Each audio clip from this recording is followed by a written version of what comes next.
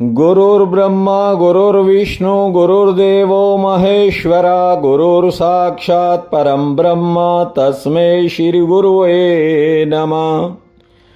नीलाम्बुजश्यामलकोमलंगं सीतासमारोह भागं पानो महाशायकचारुचापं नमाविरामं रघुवंशनाथम्। त्वमेव माता च पिता त्वमेव बन्धु च सखा त्वमेव विद्या च द्वरणं त्वमेव सर्वं मम देवदेव। वासुदेवसुतं देवं कंसं चानुर्मर्दनं देवकी परमानन्दं कृष्ण वन्दे जगद्धाम। प्रिय बंधुओं, देवियों व सज्जनों, इंसान अपनी जिंदगी में उनको नहीं छोड़ना चाहता जो एक दिन उसको ही छोड़ देंगे, और जो इंसान को कभी नहीं छोड़ने वाला है उसको इंसान पूरी जिंदगी भूला ही रहता है। पहले तो इस बात को अच्छे से समझ लो, ये शरीर, ये जन्म, ये जीवन उस सच्चिदानंद की धरोहर है, इसलिए उसका हर समय स्मरण रखा करो। मैं ये नहीं कह रहा कि रिश्तों को छोड़ दो। भागवत कथा कहती है कि इन रिश्तों का मोह छोड़ दो। ध्यान दीजिए, सुगंध भंवरे का भोजन है। भ्रमर फूलों के ऊपर मंडराते जरूर हैं, लेकिन फूल पर बैठते नहीं। भंवरे तो केवल सुगंध पाने के लिए, अपना भोजन पाने के लिए फूल के चारों तरफ मंडराते रहते हैं, पर फूल पर बैठते नहीं हैं। और यहां इंसान हर चीज पर ऐसे अधिकार जमाकर बैठ जाता है मानो वो चीजें अपने साथ ही लेकर जाएगा। अपने कर्तव्य को पूरा करो, उसमें कोई बुराई नहीं है, लेकिन सांसारिक संबंधों और सांसारिक वस्तुओं को अपना मानकर बैठ जाना या फिर पूरा समय उन्हीं में डूबे रहना, यह ठीक नहीं है। भगवान राम को 14 वर्ष का वनवास मिला। छोटे भाई भरतलाल उनको मनाने के लिए, वापिस लाने के लिए चित्रकूट गए थे। भरत ने जाकर प्रभु से कहा, वापिस चलिए और अयोध्या नगरी के राज को स्वीकार करें। प्रभु राम ने कहा, ठीक है, स्वीकार कर लिया। अब थोड़ा मुस्कुरा कर दिखाओ भरत। भरत जी बड़े प्रसन्न हुए। श्री राम ने कहा, भरतलाल, अयोध्या हमारी है, लेकिन हम इसकी जिम्मेवारी अब तुम्हें सौंपते हैं।